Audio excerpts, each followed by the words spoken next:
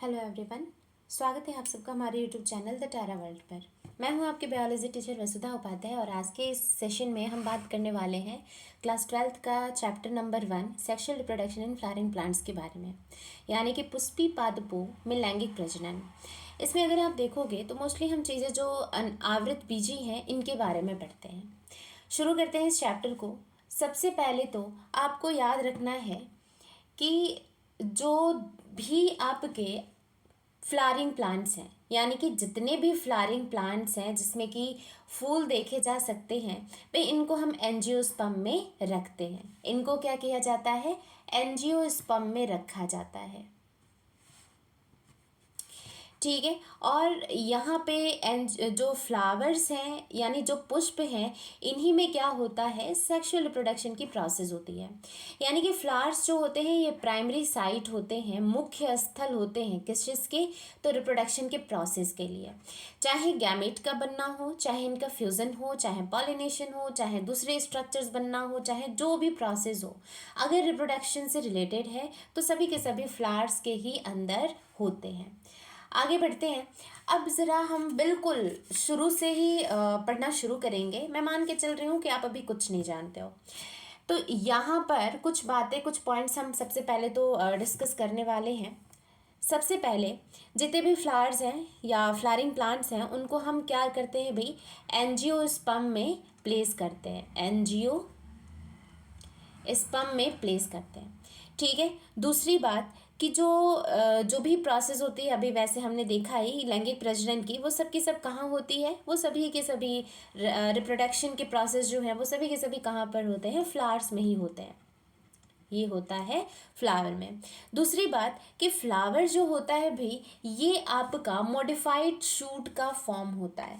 अगर मैं आपसे पूछूं कि फ्लावर क्या होता है, आप इसको कैसे डिफाइन करोगे? आप बताओगे कि फ्लावर इज, या यहीं हम लिख लेंगे कि it is a modified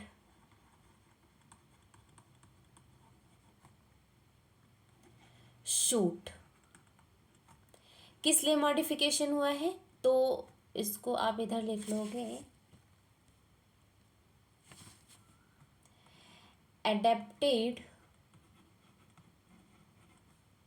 for reproduction process या reproductive process, reproductive process। यानी कि जो फ्लावर्स होते हैं they are modified form of shoot. भाई शूट ही है लेकिन मॉडिफाई हो चुका है। किस लिए? तो रिप्रोडक्शन के प्रोसेस को परफॉर्म करने के लिए। आगे बताया जाता है कि जितने भी आपके प्लांट्स हैं उनमें जो फ्लावर है, इसमें मेल रिप्रोडक्टिव ऑर्गन क्या होगा? मेल रिप्रोडक्टिव ऑर्गन होता है। अगर हम एक यूनिट की बात करते हैं तो ये क्या होते हैं भाई? ये होते हैं आपके स्टेमेन। ठीक है। ये क्या हो जाएगा? एक एंथर हो गया। ये होता है फिलामेंट, और दोनों ही मिल करके एक यूनिट बनाते हैं जिसे कहा जाता है स्टेमेन। ये आपका ये एक स्टेमेन हो जाता है। तो ये क्या हो जाएगा भाई? ये इनकी कहानी है। आगे चलते हैं। ये बात हो गई मेल की। अब एक की बात करो जिसमें एक एंथर, एक फिलामेंट आता है, तो इसे हम एक स्टेमेन कहते हैं। लेकिन जब पूरे समूह की बात करें, पूरे ग्रुप की बात करें, तो यहाँ पे क्या हो जाता है? इसे एंड्रोशियम कहा जाता है। इसे क्या कहा जाएगा? इसको यहाँ पे लिख लो, एंड्रोशियम। ये होता है एंड्रोशियम। उसी तरीके से ये क्या हो गया? ओके, चलो आपको जो नोट्स चाहिए बैक करके देख लेना। यहाँ पे बैक हो गया था। आगे चलते हैं। उसी तरीके से भाई जो नेक्स्ट प्रोसेस बताई जा रही है कि जो फीमेल रिप्रोडक्टिव पार्ट होता है, ठीक है, जो फीमेल रिप्रोडक्टिव पार्ट होगा, ये क्या होता है? ये होता है पिस्टल या कार्पेल, जिसको कि हम कुछ ऐसा बनाते हैं। अभी मैं डायग्राम में भी दिखाऊंगी। कुछ इस तरीके से बनाया जाता है। अब सबसे पहले प्रेजेंट होता है स्टिग्मा, फिर आता है स्टाइल, एंड देन आता है ओवरी। यानी स्टिग्मा, स्टाइल और ओवरी आता है। तीनों मिल करके और क्या बनाएंगे भी, एक पिस्टिल या फिर कार्पिल बनाते हैं। एक पिस्टिल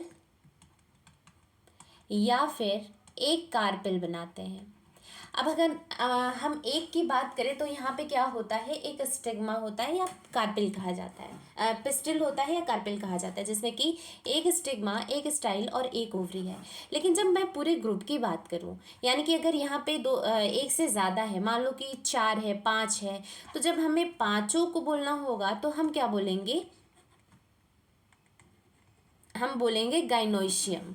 ठीक है, ये क्या हो जाएगा, गाइनोइशियम होता है। तो इस तरीके से मेल और फीमेल रिप्रोडक्टिव पार्ट्स यहाँ पर देखे जाते हैं। आप डायग्राम में भी देख सकते हो। अब यहाँ पे जो डायग्राम देख रहे हो, ये क्या होता है भाई, ये होता है एंथर, ये कनेक्टेड है फिलामेंट से, साथ ही साथ यहाँ पे सेपल्स प्रेजेंट है। ठीक है, ये बहुत बेसिक है, इसलिए मैं इसका जो डिटेल्ड इंफॉर्मेशन होता है वो नहीं दे रही हूँ, क्योंकि आप छोटे क्लासेस में पढ़ चुके हो। ये होता है रिसेप्टिकल या थैलेमस। ठीक है, इससे ये जो कनेक्टेड फॉर्म में प्रेजेंट है, इसे कहा जाता है सेपल। ठीक है, दोनों ओर ये प्रेजेंट होते हैं। और बडल स्टेज में जब अभी फ्लावर बन रहा होता है, उस दौरान इस तरीके से क्लोज्ड फॉर्म में प्रेजेंट होते हैं ताकि इसको प्रोटेक्ट किया जा सके। ठीक है, इस तरीके से प्रेजेंट होते हैं, तो ये होता है सेपल।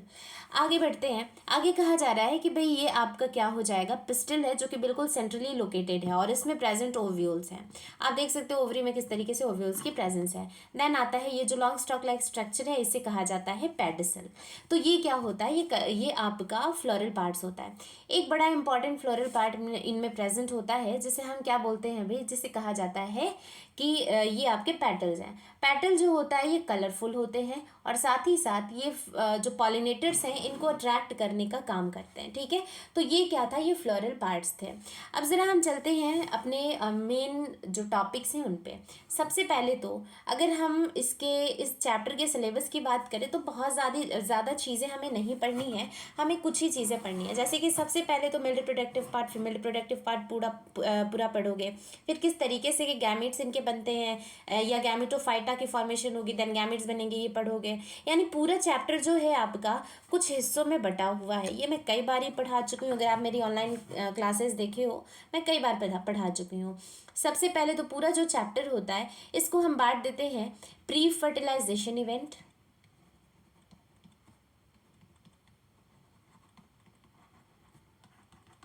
देन आता है फर्टिलाइजेशन इवेंट्स एंड अच्छा, फर्टिलाइजेशन इवेंट में ही डबल फर्टिलाइजेशन के बारे में हम पढ़ते हैं। ठीक है, देन आता है post fertilization event, post fertilization event. फिर हम कुछ टर्म्स के बारे में पढ़ते हैं, एपोमिक्सिस क्या होता है। ठीक है, देन हम देखते हैं पार्थेनोजेनेसिस क्या होता है, पार्थेनोकार्पी क्या होता है। ठीक है, पार्थेनोकार्पी क्या होता है। फिर हम देखेंगे पॉली एम्ब्रियोनी के बारे में, poly embryony.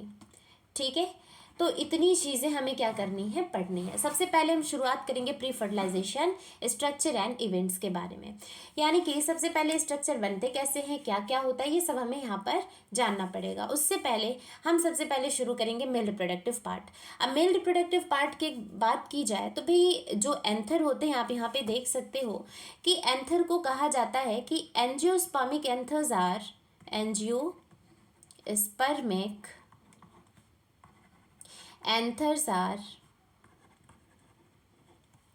bilobed, diathecous,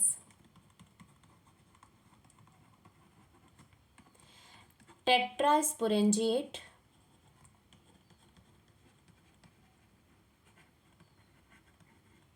and tetragonal structure. इसको कहाँ लिखा जाए, इसको हम लिख देते हैं यहाँ पर, इधर कहीं साइड में लिख दो, टेट्रागोनल स्ट्रक्चर। ठीक है, सबसे पहले हम बात करेंगे बाइलोब्ड की। कहा जा रहा है कि भी जो आपका यहाँ पर देखो एंथर है एंजियोस्पर्म का, ये होता है बाइलोब्ड। बाई का मतलब होता है टू और लोब्ड का मतलब होता है पार्ट्स, यानी कि ये दो पार्ट्स से मिलकर के बने हुए स्ट्रक्चर है। अगर आप यहाँ पे देख पा रहे हो तो दो हिस्सों से बने हैं, एक ये हो गया इलोंगेटेड सा और एक ये हो गया, यानी 1 and 2, और इसी वजह से इनको बाइलोब्ड कहा जाता है। दूसरी बात कि भाई ये डायथेकस होते हैं। डाय का मतलब फर्दर टू, थेकस का मतलब होता है कैविटी। ठीक है, यानी कि दो कैविटी होती है, मतलब तो यहाँ पे जो हमने दो दो लोब्स बना लिए ना, अगर हम इनको अलग करके देखें तो एक लोब में दो कैविटी और दूसरे लोब में भी क्या हो जाएगा, दूसरी कैविटी हो जाएगी। जैसे ये एक लोब है तो इसमें दो कैविटी, और ये दूसरी लोब है तो इसमें भी दूसरी कैविटी, दो कैविटी। यानी कि एक जो लोब होता है इसमें दो दो कैविटी होते हैं और इसी वजह से इनको डायथेकस कहा जाता है। साथ ही साथ टेट्रा स्पोरेंजिएट स्ट्रक्चर है, मतलब मैं अभी समझाऊंगी उससे पहले। सबसे पहले तो भाई आपको याद रखना है कि यहाँ पे जो ये थेका की बात की जा रही है, कैविटी की बात की जा रही है, इस कैविटी को हम थेका भी कहते हैं। और थेका का मतलब कुछ नहीं होता है, थेका का मतलब है गड्ढे, गड्ढेनुमा संरचना, यानी कि कैविटी लाइक स्ट्रक्चर। ठीक है, अब जो ये कैविटी है इसे बायोलॉजिकल एक टर्म दिया जाता है, लघु बीजाणु धानी, हिंदी में कहा जाता है लघु बीजाणु धानी, और इंग्लिश में इसको कहेंगे माइक्रो स्पोरेंजियम, माइक्रोस्पोरेंजियम। अब जो ये माइक्रोस्पोरेंजियम है ये बेसिकली क्या है भाई, जहाँ पे माइक्रोस्पोर्स या फिर पॉलिन ग्रेन्स की फॉर्मेशन होती है, उसी साइट को जहाँ पे ये बन रहे हैं उसे कहा जाता है माइक्रोस्पोरेंजिया। यानी कि 1 2 3 and 4, there are 4 in number क्या प्रेजेंट हो जाएगा, आपका माइक्रोस्पोरेंजियम प्रेजेंट होता है। ठीक है, तो यहाँ पे आपका ये जो 4 माइक्रोस्पोरेंजिया है, इसी की वजह से, इसी के प्रेजेंस की वजह से बोलते हैं टेट्रा स्पोरेंजिएट। यानी टेट्रा मीन्स होता है 4, स्पोरेंजिएट का मतलब है कि माइक्रोस्पोरेंजिया की बात हो रही है। तो यहाँ पे 4 क्या होता है भाई, टेट्रा माइक्रोस्पोरेंजिया प्रेजेंट है, लघु बीजाणु धानी प्रेजेंट है, और इसी वजह से कहा जाता है टेट्रा स्पोरेंजिएट। ठीक है, लास्ट आ रहा है टेट्रागोनल स्ट्रक्चर। टेट्रागोनल का मतलब होता है बच्चों कि ये चारों दिशा में होते हैं, इस तरीके से प्रेजेंट होते हैं। ठीक है, यहाँ पे एक होगा, यहाँ पे एक होगा, यहाँ पे एक होगा, यहाँ पे होगा, चारों कॉर्नर्स में ये प्रेजेंट है और इसी वजह से टेट्रागोनल स्ट्रक्चर कहा जाता है। ठीक है, तो ये कुछ टर्मिनोलॉजीज थी। एक और टर्म इससे कहा जाता है भाई, देखो जहाँ एंथर प्रेजेंट है, मान लो कि ये एंथर है, ये जिस एंड में प्रेजेंट है यहाँ पर, ठीक है, इस एंड को कहा जाता है टर्मिनल एंड। ठीक है, ये क्या हो जाएगा, टर्मिनल एंड होगा, और ये आपका क्या हो जाएगा, प्रॉक्सिमल एंड होता है। ठीक है, ये क्या हो जाएगा, प्रॉक्सिमल एंड होता है। यानी कि जिस आप देखो तो यहाँ पे ये जुड़ाव में है, ठीक है, तो इसे हम क्या बोलेंगे कि ये प्रॉक्सिमल एंड है, और जहाँ ये खुले में होते हैं इसे कहा जाता है कि ये है टर्मिनल एंड। तो दो एंड होता है, तो यहाँ पे जो भी हम पढ़ेंगे ये क्या होता है, टर्मिनली लोकेटेड होते हैं, यानी कि टर्मिनल एंड पर प्रेजेंट होता है। और टर्मिनल एंड को ही एक और टर्म दिया जाता है डिस्टल एंड। ठीक है, तो चलिए ये आपको याद रखनी है। आगे चलते हैं, वही सारी चीज़ें यहाँ पर लिखी हुई हैं। ठीक है, अब ज़रा समझो हमने क्या किया, हमने एक ओवरव्यू स्ट्रक्चर बना लिया। ठीक है, एक हमने नॉर्मल स्ट्रक्चर बना लिया, इसको आप ऐसे समझो। हमने क्या किया भाई, हमने ये लिया एक एंथर का हम टीएस कट करेंगे। जब हम एंथर का टीएस कट करते हैं तो हमें मिलता है कि कुछ लेयर्स से ये बने हुए होते हैं। ठीक है, यहाँ पे जैसे ही हम इसका टीएस कट करते हैं, टीएस यानी ट्रांसवर्स सेक्शन। ठीक है, तो ट्रांसवर्स सेक्शन में आप देखोगे कि ये कुछ इस तरीके से दिखते हैं। सबसे पहले तो 1 2 3 4 और बीच में इस तरीके से कनेक्टिव होता है। ठीक है, यहाँ पे इस तरीके से इनकी प्रेजेंस होती है।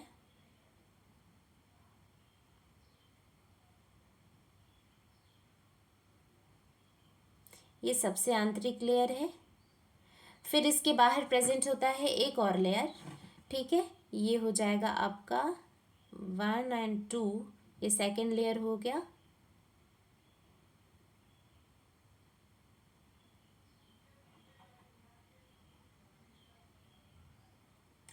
चलिए एक और आप लेयर बनाओगे यहाँ पर।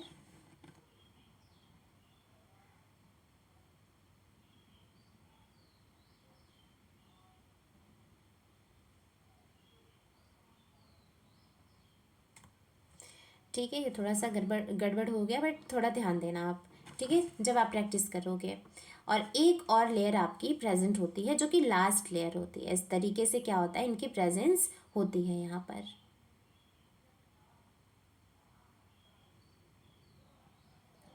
चलिए अब देखो ज़रा, तो यहाँ पे क्या है, कुछ 4 माइक्रोस्पोर्स हैं जो अंदर की ओर दिख रहे हैं। ठीक है, ये जो माइक्रोस्पोर्स हैं इनकी अगर बात की जाए, जस्ट अ सेकेंड,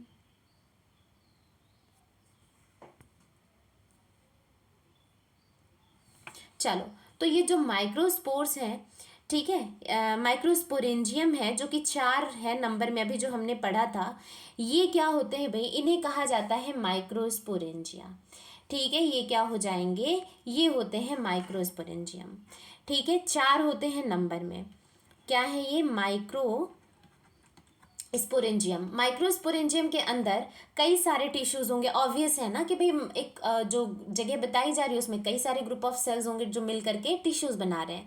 तो ये जो एक एक टिश्यूज या सेल हैं इन्हें कहा जाता है स्पोरोजिनस, स्पोरोजिनस टिश्यूज। ठीक है, क्या हो जाएगा, ये होता है स्पोरोजिनस टिश्यूज या फिर सेल्स। ठीक है, एक और चीज़ आप यहाँ पे ध्यान रखना कि भाई ये जो सेल्स हैं ये क्या करते हैं, ये इनके अंदर कैपेसिटी होती है कि ये पॉलन ग्रेन्स को बना सके। अब चूंकि इनके अंदर क्षमता होती है कि पॉलन ग्रेन्स बना सकें, इसी वजह से इन्हें क्या कहा जाता है, इन्हें कहा जाता है कि ये है माइक्रोस्पोर मदर सेल, एमएमसी, या फिर पॉलन ग्रेन मदर सेल। ठीक है, पॉलन ग्रेन मदर सेल, यहाँ पे आप सी लिख लोगे, यानी कि एमएमसी या फिर पीएमसी कहा जाता है। ठीक है, फिर से समझेंगे, जो 4 नंबर में दिख रहा है माइक्रोस्पोरेंजियम, इसमें जितने भी सेल्स होते हैं इनके अंदर क्षमता होती है कि ये पॉलन ग्रेन बना सके, और इसी वजह से इन्हें स्पोरोजिनस टिश्यूज़ कहा जाता है। ठीक है, साथ ही साथ ये स्पोरोजिनस टिश्यूज़ जो है इनको हम 2 और नामों से जानते हैं, एक तो एमएमसी, दूसरा पीएमसी। एमएमसी का फुल फॉर्म होगा माइक्रोस्पोर मदर सेल, पीएमसी का फुल फॉर्म होता है पॉलन ग्रेन मदर सेल। ठीक है, तो ये आपका क्या होता है भाई, टीएस होता है, ट्रांसवर्स सेक्शन होता है, किस चीज़ का, ऑफ एंथर। आगे हम देखने वाले हैं इसकी डिटेल्ड स्ट्रक्चर। ठीक है, डिटेल्ड स्ट्रक्चर की बात करें तो हम सेलुलर लेवल पर जब इनकी संरचना देखते हैं तो ये कैसे दिखेंगे उसकी बात करने वाले हैं। ठीक है, उससे पहले ये जो 4 हमने अलग अलग रंग से कुछ बनाया है, जरा इनकी लेवलिंग हम कर लेंगे। सबसे पहले तो आंतरिक लेयर, आंतरिक लेयर को कहा जाता है टैपेटम, जो कि स्पोरोजिनस टिश्यूज के सराउंडिंग प्रेजेंट होती हैं, और ये क्या होती हैं, टैपेटम होती हैं। इसके अलावा यहाँ पे आप देख रहे हो ग्रीन कलर से मैंने बनाया है, ये आपकी क्या हो जाती है भाई, ये 3rd लेयर होती है आपकी, ये क्या हो जाएगी, टैपेटम 4th लेयर होती है, सबसे इनर लेयर होती है, इनर मोस्ट लेयर होती है, ये आपकी मिडल लेयर होती है। ठीक है, और मिडल लेयर जो है ये आपके 3rd नंबर पे आती है, यानी कि 3rd लेयर होती है, और 1 से 3 इसकी परतें भी प्रेजेंट होती है, जो भी मैं डिटेल में पढ़ाऊंगी। फिर हम बात करेंगे आगे की, यानी कि जो ये आपकी यहाँ पे स्ट्रक्चर दिख रही है, ठीक है, ये है 2nd नंबर लेयर, और इसे बोलते हैं एंडोथीशियम। ये क्या होता है भाई, एंडोथीशियम होता है। एंड देन फाइनली सबसे बाहर की ओर प्रेजेंट होते हैं एपिडर्मिस, ये हो जाएगा एपिडर्मिस।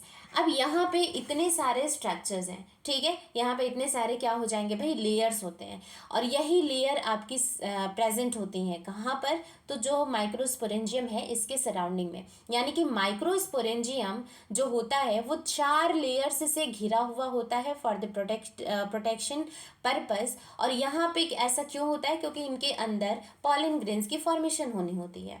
ठीक है, सबसे बाहर प्रेजेंट होता है एपिडर्मिस, देन प्रेजेंट होता है एंडोथीशियम, फिर आता है मिडिल लेयर, एंड देन आता है टैपेटम। ठीक है, क्या हो जाएगा भाई, फिर आता है टैपेटम। चलिए, तो ये हमारी बातें हो गई। आगे हम बात करेंगे बच्चों, आगे जो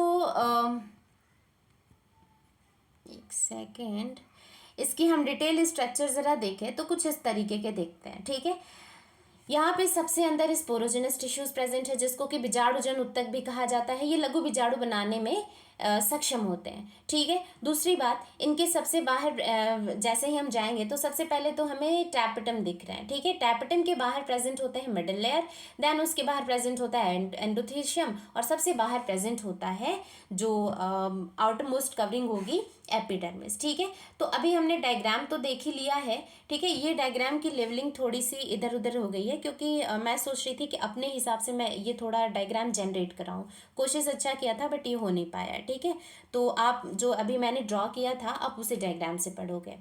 ठीक है, आगे बढ़ते हैं। तो वही चीज़ यहाँ पर लिखी जा रही है। सबसे पहले तो यहाँ पे अभी जो हमने डायग्राम बनाया था ये कुछ ऐसा होता है आपका, ठीक है। वही चीज़ यहाँ स्टेमन की भी लिखी जा रही है कि स्टेमन फिलामेंट एंथर से मिलके बनता है। भाई टर्मिनल होते हैं, बाइलोब डायथेकस स्ट्रक्चर होता है, यानी कि 2 माइक्रोस्पोरेंजियम पर लोब प्रेजेंट होता है, तो इस वजह से हम इसे क्या कहते हैं, टेट्रास्पोरेंजिएट कहते हैं। अब यहाँ पे एक एग्जाम्पल है हिबिस्कस का। हिबिस्कस जो है इसमें सिर्फ एक ही कोष्ठी होती है, जिसकी वजह से मोनोथेकस इसको कहा जाता है। आपको ये चीज़ याद रखनी है। नेक्स्ट चलते हैं। फिर आपसे कहा जा रहा है भाई सबसे बाहरी परत से हम शुरू करेंगे, यानी कि यहाँ पे अब आता है आपका लेयर। भाई जितनी भी लेयर्स हैं ये सभी की सभी क्या होती हैं, ये होती हैं डिप्लॉयड इन नेचर, ठीक है। सबसे बाहर प्रेजेंट होती है एपिडर्मिस यानी बाह्य त्वचा। इसका काम होता है कि प्रोटेक्शन करेगा, यानी कि सबसे बाहरी परत है तो सुरक्षा का काम करते हैं।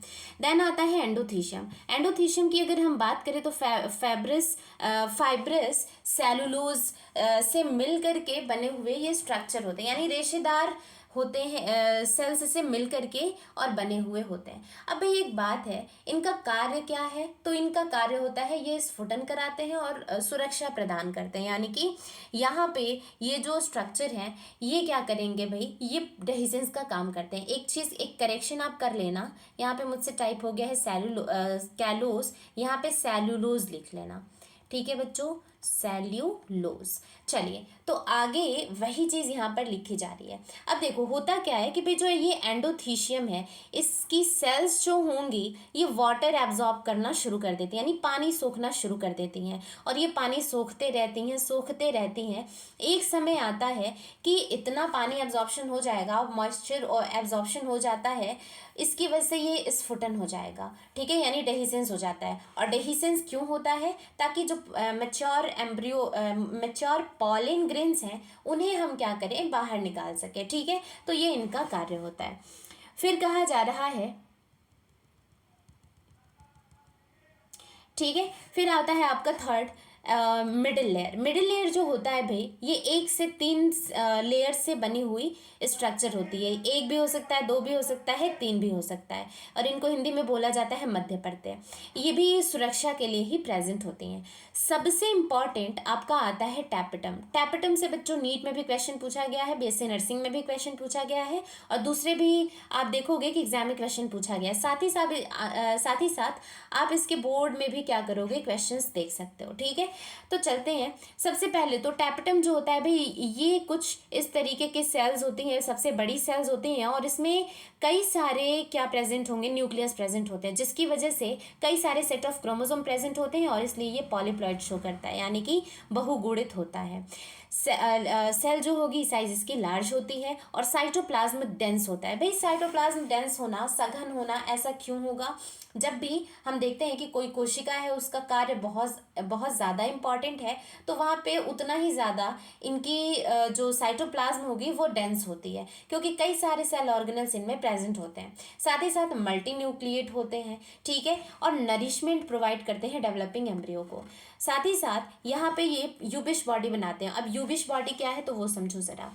यूबिश बॉडी की अगर बात की जाए तो यहाँ पे भाई ये छोटे छोटे पैकेट्स होते हैं जिसमें कि कई सारे केमिकल्स भरे हुए होते हैं, ठीक है। कई सारे केमिकल्स का मतलब है कि स्पोरोपोलिनिन प्रेजेंट होता है। और आपने पढ़ा है कि जो पॉलिन ग्रेन होता है, पॉलिन ग्रेन की आउटर मोस्ट कवरिंग जो होती है ये स्पोरोपोलिनिन से ही बने हुए होते हैं, ठीक है। आपको अगर नहीं याद हो तो मैं बता देती हूँ कि जो पॉलिन ग्रेन होता है ये 2 लेयर्स से मिलकर के बना हुआ होता है। सबसे बाहरी लेयर होती है एक्साइन, और आंतरिक लेयर होती है, इनर लेयर होती है इंटाइन। तो जो बच्चे एक्साइन है ये एक्साइन स्पोरोपोलिनिन से बनता है, और इंटाइन बनता है सेलुलोज प्लस पैक्टिन से। तो जो ये स्पोरोपोलिनिन है ये कहाँ से आता है, ये यही टैपेटम बनाते हैं, यूबिश बॉडी पैकेट्स बनाते हैं जिसमें स्पोरोपोलिनिन होता है, और यही बनाने का काम करते हैं। साथ ही साथ अच्छे से डेवलपमेंट हो इसके लिए ऑक्सीन, कैलेज एंजाइम और साथ ही साथ पॉलिन किट भी बनाया जाता है। अब आप देखो जो स्पोरोपोलिनिन है, यूबिश बॉडी है, ये तो एक्साइन बना देगा, ठीक है, जो कि पॉलिन ग्रेन की लेयर होती है। ऑक्सीन की वजह से डेवलपमेंट अच्छे से होगा। कैलेज एंजाइम जो है ये आपको अभी समझ में नहीं आएगा कि इसका क्या कार्य होता है, ये ध्यान में रखना, स्टामा कर लो, आगे बताऊंगी तो वहाँ पे मैं ये मेंशन करूंगी।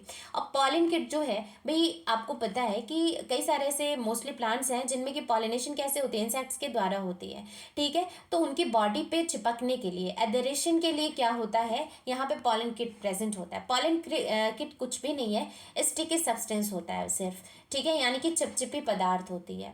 चलिए, एक तरीके से हम कह सकते हैं कि ये ग्लू जैसे होते हैं, ठीक है। अब हम बात करेंगे बच्चों कि किस तरीके से माइक्रोस्पोरोजेनेसिस यानी कि लघु बीजाणु जनन होता है। सबसे पहले तो यहाँ पे अगर देखा जाए तो आपको दिख रहा है कि ये क्या है, स्पोरोजिनस टिश्यूज हैं, यानी कि बीजाणुजन ऊतक है, प्रेजेंट है, ठीक है। इनमें जितनी भी सेल्स होती हैं सब की सब क्या होती हैं भाई, कैपेबल होती है, पोटेंशियल होता है इनके अंदर कि ये क्या कर सके, ये यहाँ पर पॉलन ग्रेन्स की फॉर्मेशन कर सके। अब सबसे पहले वही चीज़ यहाँ पे लिखी है कि प्रत्येक कोशिका एक संभावित परागमात्र कोशिका होती है, यानी पीएमसी होती है, या फिर हम इसको एमएमसी भी लिख सकते हैं। अब होता क्या है कि इतने सारे यहाँ पे सेल्स हैं, लेकिन कोई एक सेल साइज में बड़ी हो जाती है और इसे क्या कहा जाता है, इसे कहा जाता है पीएमसी या फिर एमएमसी। प्लॉइडी इसकी टूयन होती है। फिर आगे चल के आप देखोगे कि भाई यहाँ पे जो आपका यहाँ पे एक सेल था, इसके अंदर मायोसिस होता है, और आपको पता है कि सबसे पहले मायोसिस 1 होता है, ठीक है, जिससे कि 2 सेल्स की फॉर्मेशन होती है। फिर मायोसिस 2 होता है, ठीक है, क्या हो जाएगा, मायोसिस 2 हो जाएगा, और फिर यहाँ पे क्या हो जाएगा, 2 से 4 सेल्स की फॉर्मेशन होती है, 1 से 2 और इस दूसरे से भी 2, यानी कि 2 से 4 यहाँ पे फॉर्मेशन हो जाती है, ठीक है। तो वही डायरेक्ट यहाँ पे बना दिया गया है कि भाई जो एक सेल है जो साइज में बड़ी हो गई है ताकि ये डिवीज़न कर सके, ये आगे चल करके मायोसिस करेंगे, और मायोसिस करने के बाद अर्धसूत्र विभाजन के बाद यहाँ पे ये कुछ इस तरीके से क्या करते हैं, 4 लघु बीजाणु चतुष्क बन जाता है, जिससे कि इंग्लिश में कहा जाता है टेट्राड ऑफ माइक्रोस्पोर्स या माइक्रोस्पोर्स टेट्राड।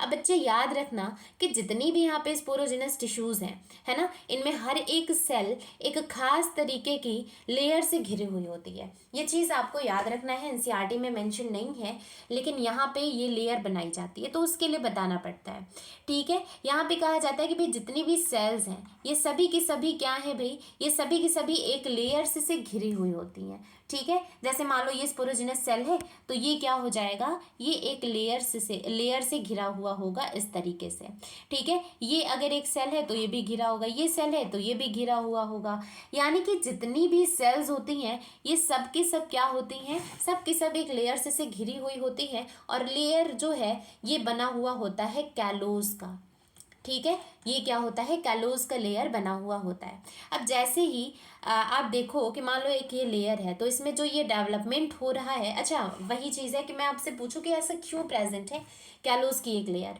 ठीक है। तो आप बताओगे कि मैम यहाँ पे चूंकि जो सेल्स हैं ये क्या बना रहे हैं, पॉलन ग्रेन्स बना रहे हैं, ठीक है। तो पॉलन ग्रेन्स बना रहे हैं तो ये तो फिर हौच पौच हो जाएगा, बहुत ज़्यादा ये इंटरमिक्स हो जाएंगे एक दूसरे में, ठीक है। तो इससे बचाने के लिए इनको एक सेल से 4 जो बन रहे हैं उनको एक पास रखने के लिए ये लेयर प्रेजेंट होती है, जिसे कहा जाता है कैलोस की लेयर। अब ये जो मान लो कि डेवलपमेंट हुई तब तक तो ठीक है, लेकिन जैसे ही यहाँ पे मैच्योरेशन हो गई, पॉलन ग्रेन्स बिल्कुल मैच्योर हो चुके हैं, तो यहाँ पे तो इन्हें अलग हटना पड़ेगा, आगे पॉलिनेशन करना पड़ेगा। तो उसके लिए क्या होता है, अभी जो मैंने बताया था ये, ठीक है, टैपेटम। टैपेटम क्या करता है भाई, टैपेटम बनाता है कैलोस। तो जो ये कैलोस आप देख रहे हो, ठीक है, ये कैलोस किसके काम आता है, उसी के काम आता है, कैलेस जो है उसके ही काम आता है, यानी कि इसीलिए मैंने बोला था कि आगे याद रखना, आपको पता चलेगा कि क्या होता है, ठीक है। तो वही चीज़ यहाँ पे बताई जा रही है कि भाई यहाँ पे मायोसिस हुआ पीएमसी में, और मायोसिस होने के बाद यहाँ पे 4 सेल्स बने। अब बोलोगे कि मैम यहाँ तो 3 ही दिख रहा है, बट 4 है, ठीक है, एक इसके पीछे है। तो ये 4 सेल्स बने और ये कवर्ड हैं किस चीज़ की लेयर से, तो कैलोज लेयर से, ठीक है। अब जो ये माइक्रोस्पोर टेट्राड बना है इसे क्या कहा जाता है कि ये फर्स्ट सेल है किस चीज़ का, मेल गैमेटोफाइटा का। अब मेल गैमेटोफाइटा क्या होता है भाई, वो संरचना जो गैमीट्स बनाते हों उसे ही क्या कहा जाता है, मेल गैमेटोफाइटा, जो कि मेल में क्या हो जाता है, पॉलन ग्रेन होता है। तो ये पॉलन ग्रेन बनाने की पहली क्या होती है, पहली सेल्स होती हैं। अब आगे चल करके मान लो कि यहाँ पे मैच्योरेशन हो गया, डेवलपमेंट हुआ, मैच्योरेशन हुआ, अब इनको क्या करना है, यहाँ से बाहर निकलना है, ठीक है। तो ये जो लेयर है ये तोड़नी पड़ेगी, तो इसी के लिए क्या होता है, टैपेटम से एक एंजाइम आता है, नाम क्या है इसका, कैलोज एंजाइम, ठीक है।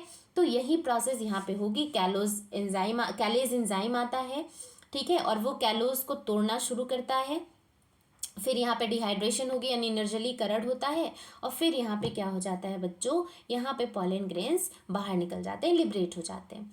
ठीक है, ये बात हो गई यहाँ की। आगे आगे आप देखोगे स्ट्रक्चर, स्ट्रक्चर की अगर बात करें उससे पहले हम ज़रा बात करेंगे कि भाई ये कैसे आगे चल करके डेवलपमेंट होगा। अभी हमने क्या किया, अभी हमने स्पोरोजेनस टिश्यू से, उसके हर एक सेल्स से अभी पॉलन ग्रेन बनवाया। पॉलन ग्रेन डेवलप करेगा अभी और आगे चल करके और ये बनाएंगे गैमेट्स। तो यहाँ तक तो हमने पढ़ा ही है, तो पहले हम यही पढ़ ले, फिर हम पॉलन ग्रेन की संरचना पढ़ेंगे। चलिए आगे कहा जा रहा है कि भाई अब ये क्या हो जाएगा आपका, ये एक पॉलन ग्रेन होता है। ठीक है,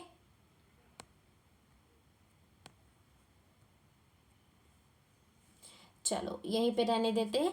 ये क्या हो जाएगा, एक पॉलन ग्रेन है। अब जो एक पॉलन ग्रेन है इसमें क्या होता है, ये माइटोसिस सेल डिवीजन करेंगे, समसूत्री विभाजन करते हैं, और समसूत्री विभाजन करके एक से दो कोशिकाएं बना लेते हैं। ठीक है, एक से क्या हो जाता है, दो कोशिकाओं को ये बना लेते हैं। और ये जो दो कोशिकाएं हैं, चूंकि यहाँ पे क्या हो रहा है भाई, दो सेल्स है ना, तो इसलिए हम इसे टू सेल्ड स्टेज कहते हैं। इसे क्या कहा जाएगा, टू सेल्ड स्टेज कहा जाता है। ठीक है, और यही जो सेल्स हैं इसमें से एक सेल को वेजिटेटिव सेल और दूसरे को जनरेटिव सेल कहा जाता है। अब नाम समझो ज़रा, वेजिटेटिव सेल जो होता है बड़ा होता है, इसमें रिजर्व फूड मटेरियल होता है और इरेगुलर शेप का न्यूक्लियस इसमें प्रेजेंट होगा। जबकि जनरेटिव सेल जो होता है ये स्मॉल साइज का होता है, स्मॉल होगा, स्पिंडल शेप्ड इसमें न्यूक्लियस पाई जाती है और साइटोप्लाज्म डेंस होता है। साथ ही साथ ये स्पर्म बनाने का काम करते हैं, यानी कि मेल गैमेट बनाने का काम करते हैं। ठीक है, चलिए अब नाम जरा देखिए, वेजिटेटिव और जनरेटिव। भाई जहाँ भी जनरेटिव आए यानी जनरेट करना, यानी कि गैमेट्स बनाने के वो सेल्स होते हैं, रिस्पॉन्सिबल होते हैं। और जहाँ भी ये वेजिटेटिव आए इट मीन्स कि वो कुछ और काम कर रहे हैं। तो यहाँ पे ये ट्यूब बनाने का, पॉलन ट्यूब बनाने का काम करते हैं। और जो जनरेटिव सेल है ये क्या करते हैं, ये जो मेल गैमेट है, मेल स्पर्म्स होते हैं, उसको बनाने का काम करते हैं। ठीक है, आगे कहा जा रहा है भाई कि यहाँ पे माइटोसिस सेल डिवीजन हुआ और दो सेल्स बन चुकी हैं, टू सेल्ड स्टेज कहा जा रहा है। ठीक है, फिर आगे चल कर के आप देखोगे कि ये जो प्रोसेस है, इसको मैं ज़रा जूम कर लूँ। ठीक है, ये जो चीज़ है, प्रोसेस है, यहाँ पे फिर से माइटोसिस होता है। और अब जो माइटोसिस होगा सिर्फ और सिर्फ जनरेटिव सेल में होता है। ठीक है, जो जनरेटिव सेल है यानी कि ये जो सेल थी ना, इसमें होता है। और इसमें क्या हो जाएगा, एक से दो सेल्स की फॉर्मेशन हो जाती है, यानी कि दो मेल गैमेट्स की फॉर्मेशन हो जाती है। टोटल आप काउंट करोगे तो 1 2 3 होता है, इस वजह से इसे थ्री सेल्ड स्टेज भी कहा जाता है। ठीक है, अब यहाँ पे जनरेटिव सेल जो है ये डिवाइड करता है और दो शुक्राणुओं की फॉर्मेशन करते हैं। एक चीज़ है, यहाँ पे कहा जाता है कि जो मेल जो आपका वेजिटेटिव सेल था और जनरेटिव सेल की फॉर्मेशन हुई थी, ठीक है, यानी कि ये जो स्टेज था इसे हम क्या कहते हैं भाई, दो कोशिकीय अवस्था या टू सेल्ड स्टेज कहते हैं। और ये आपका थ्री सेल्ड स्टेज है। ठीक है, तो यहाँ पर 60% जो एंजियोस्पर्म्स होते हैं उसमें पॉलन ग्रेन तो इसी अवस्था में यहाँ से क्या होता है, लिबरेट हो जाता है, पॉलिनेशन हो जाती है। लेकिन बाकी के जो 40% हैं ये इसमें क्या हो जाएगा भाई, इसमें जो अवस्था होती है 3 सेल की होती है, जिस पर कि पॉलन ग्रेन्स यहाँ से क्या करते हैं, झड़ जाते हैं, बाहर जाते हैं। ठीक है, तो चलिए ये बात हो गई हमारी। आगे हम बात करते हैं बच्चों, आगे है संरचना। संरचना अगर आप देखो तो भाई जो एक पराग कण होता है, ठीक है, ये आपकी दो लेयर से मिलकर के बने हुए होते हैं। सबसे बाहरी लेयर होती है बाह्यचोल यानी कि एक्साइन, और फिर होती है एंटाइन। एक्साइन बनी हुई होती है स्पोरोपोलिनिन की। ठीक है, इसको मैं ज़रा जूम कर दूं फिर बताती हूँ। चलिए, एक्साइन बनी हुई होती है स्पोरोपोलिनिन की और एंटाइन बनी हुई होती है सेलुलोज प्लस पैक्टिन की। इसके अलावा ये जो स्पोरोपोलिनिन है, आज तक के जितने भी हमने जो भी डिस्कवर किए हैं ऑर्गेनिक मटेरियल, उसमें ये सबसे ज़्यादा टफ स्ट्रक्चर है। और इसी की वजह से पॉलन ग्रेन्स जो है ये प्रिजर्व हो जाते हैं, यानी कि फॉसिलाइज्ड हो जाते हैं। इनसे क्या होता है, फॉसिल की फॉर्मेशन हो जाती है। तो वही चीज़ यहाँ पर लिखी हुई है। ठीक है, और इसी वजह से ये प्रोटेक्शन का और प्रिजर्वेशन का भी कार्य करते हैं। तो मुझे लग रहा है कि आपको समझ में आ रहा होगा। अगर इन केस कुछ आपको समझ में नहीं आता है देन आप मुझसे कमेंट सेक्शन में पूछोगे।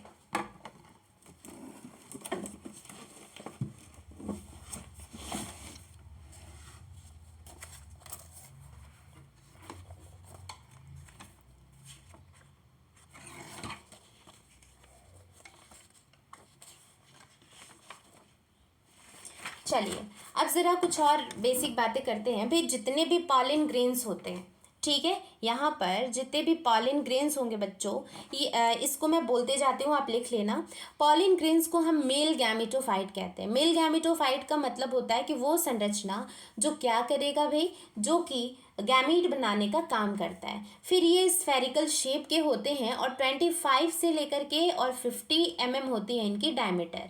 ठीक है, क्या कहा जा रहा है यहाँ पे, कहा जा रहा है कि जो संरचना है ये पॉलिन ग्रेन, इसे हम कहते हैं मेल गैमेटोफाइट। ये क्या होता है, ये होते हैं मेल गैमेटोफाइट। साथ ही साथ ये जो स्ट्रक्चर है भाई, ये स्फेरिकल शेप के होंगे। ठीक है, क्या होते हैं, स्फेरिकल शेप के होंगे और 25 से लेकर के 50 क्या होती है, डायमीटर होती है। साथ ही साथ यहाँ पे ये भी बताया जाता है कि भाई अलग अलग प्लांट्स की स्पीशीज़ में ये वैरी करते हैं। ज़रूरी नहीं है कि अगर यहाँ पे जो डायग्राम में आपका ये डिज़ाइन बना हुआ है ऐसा ही हर प्लांट्स में हो। भाई अलग अलग स्पीशीज़ में, स्पीशीज़ टू स्पीशीज़ ये क्या करते हैं, ये वैरी करते हैं, चाहे इनका शेप हो, साइज़ हो, कलर हो, डिज़ाइन हो, ये वैरी करते हैं। साथ ही साथ जो स्टडी होती है पॉलिन ग्रेन्स की, ठीक है, हम इसको लिखते चलेंगे कि study of pollen grains, PG abbreviated form है, इसे क्या कहा जाता है, पैलिनोलॉजी कहा जाता है। पैलिनोलॉजी कहा जाता है। बात समझ में आई। चलिए इसके अलावा यहाँ पे बाकी जो डिटेलिंग थी वो हमने पढ़ लिया है। आगे बढ़ते हैं बच्चों। अब एक और चीज़ है, एक्साइन इंटाइन तो प्रेजेंट ही है, लेकिन जो एक्साइन है उसी पर यहाँ पे क्या प्रेजेंट होता है, छिद्र प्रेजेंट होता है, जनन छिद्र प्रेजेंट होता है, यानी कि जर्म पोर प्रेजेंट होता है। और यहाँ पे स्पोरोपोलिनिन क्या हो जाएगा, एब्सेंट होता है। ठीक है, और यहीं से पॉलन ट्यूब की क्या होगी, फॉर्मेशन होती है। आगे बढ़ते हैं, ये हमने पढ़ लिया। फिर आता है अभी अगला टॉपिक, नाम कहा जा रहा है पॉलिन वायबिलिटी, यानी कि परागकण की जीवन क्षमता। याद रखना कि जो परागकण होते हैं यानी कि पॉलिन ग्रेन्स होते हैं, ये हाईली वेरिएबल होते हैं। ठीक है, ये एनवायरनमेंट पे डिपेंड करता है कि जो एनवायरनमेंटल फैक्टर है ये कैसा है, टेम्परेचर कैसी है, ह्यूमिडिटी कैसी है, इसी पे इसकी जो वायबिलिटी है यानी जो जीवन क्षमता है वो डिपेंड होती है। ठीक है, तो ये चीज़ आपको बच्चों बहुत अच्छे से याद रखना है, क्वेश्चन में आपसे पूछा जा सकता है। अब फॉर एग्जाम्पल भाई यहाँ पे जो राइस है, वीट है, इसमें आप देखोगे पॉलिन ग्रेन्स 30 मिनट के लिए वायबल होते हैं। ठीक है, उसके बाद ये इनएक्टिव हो जाएंगे। फिर आपका आता है रोजेसिया, लेग्यूमिनोसिया और सोलेनेसिया या सोलेनेसी। इनकी अगर बात करो तो यहाँ पे लगभग 1 महीने तक के लिए क्या होते हैं, 1 महीने या जो महीने भर का समय होता है इनकी वायबिलिटी होती है। ठीक है, चलिए आगे बढ़ते हैं। अब नेक्स्ट आता है कि भाई किस तरीके से हेल्थ हजार्ड होता है, यानी कि एलर्जीज कॉज करते हैं। ठीक है, तो यहाँ पे कहा जा रहा है कि स्वास्थ्य के लिए हानिकारक। बात समझ में आई भाई। पैर्थेनियम यानी कि कैरेट ग्रास यानी गाजर घास, ये हुआ क्या था कि एक बहुत टाइम पहले हमारे यहाँ जो गेहूँ होता है इसकी कमी हो गई थी, जिसकी वजह से हमें गेहूँ बाहर से इंपोर्ट कराना पड़ा था। और इसी वजह से उस गेहूँ में, चूँकि वो गेहूँ कंटामिनेटेड था यानी कि इन्फेक्टेड था, उसमें दूसरे जो जीव थे उसके कुछ अवशेष आ गए, जिसे पार्थेनियम कहते हैं या गाजर घास कहते हैं। गाँव में आपने देखा होगा इस तरीके के पौधे होते हैं वीड्स के तौर पे, और यहाँ पे वाइट वाइट फूलों जैसी संरचना बनी हुई होती है। ठीक है, वही होता है पार्थेनियम या फिर गाजर घास, ये वीड्स होते हैं। ठीक है, तो ये क्या होते हैं भाई, इनकी वजह से इनकी जो पॉलिन ग्रेन होती है इसकी वजह से बड़ी बहुत ही गंभीर तरीके से जो इन्फेक्शन है वो कॉज हो जाता है। ठीक है, जैसे कि अस्थमा हो गया, ब्रोंकाइटिस हो गया, तो इस चीज़ की वजह से क्या होता है भाई, इसको जाना जाता है। ठीक है, तो यहाँ पे हमने देखा कि ये एलर्जी भी कॉज करते हैं। साथ ही साथ एक और चीज़ है कि भाई जो पॉलिन ग्रेन है ये हमारे लिए बड़ा इकोनॉमिकली इम्पोर्टेंस रखता है और इसकी हम स्टोरेज भी करते हैं। ठीक है, आपने देखा होगा, कई बार आपने सुना होगा कि कई सारे एथलीट्स होते हैं जिनको कि गेम से बाहर कर दिया जाता है, क्योंकि उन्हें जो एथलीट्स होते हैं उन्हें पाया जाता है कि भाई ये तो पॉलिन ले रहे थे। ठीक है, तो पॉलिन जो होता है न्यूट्रिशियस होता है, न्यूट्रिशन इनरिच होता है, और इसके टैबलेट सिरप भी मार्केट में कई सारे आप देख सकते हो मिलता है। ठीक है, और जो एथलीट्स हैं या हॉर्स परफॉर्मेंस भैंस वाले होते हैं, घोड़े होते हैं, उनको ये दिया जाता है। ठीक है, हालांकि इसका बस इतना ही पढ़ना है, बहुत डिटेलिंग नहीं दी हुई है। आगे कहा जा रहा है कि भाई इसको हम प्रिजर्व करके भी रख सकते हैं। ठीक है, यानी जो पॉलिन ग्रेन्स होते हैं इनको प्रिजर्व करके रखा जाता है -196 डिग्री सेल्सियस तापमान या टेम्परेचर पर, और लिक्विड नाइट्रोजन में क्या करा जाता है, रखा जाता है। ठीक है, और क्रॉप ब्रीडिंग में हम इसका यूज़ कर सकते हैं। सीड को भी ऐसे ही प्रिजर्व करके रखा जाता है, पॉलिन ग्रेन्स को भी। ठीक है, आगे चलते हैं। अब इसमें से आपसे पूछा जा सकता है कि टेम्परेचर कितना होगा, किस चीज़ में प्रिजर्व करके रखा जाएगा। ठीक है, तो ये चीज़ आपके याद में होनी चाहिए। यहाँ पे आप देख सकते हो बच्चों, ये जो स्टोर करने की प्रोसेस एक तरीके से हम प्रिजर्व कर रहे हैं ना, तो इसको हम बोलते हैं क्रायो प्रिजर्वेशन। ठीक है, ये क्या होता है, एक्सीटू क्रायो प्रिजर्वेशन। आपने एक्सीटू इंसीटू पढ़ा होगा। एक्सीटू का मतलब होता है कि हैबिटेट से बाहर ले जा करके प्रिजर्व करना या बचाव करना, तो ये एक्सीटू प्रिजर्वेशन, क्रायो प्रिजर्वेशन होता है। आगे बढ़ते हैं। आगे अब आता है फीमेल रिप्रोडक्टिव पार्ट।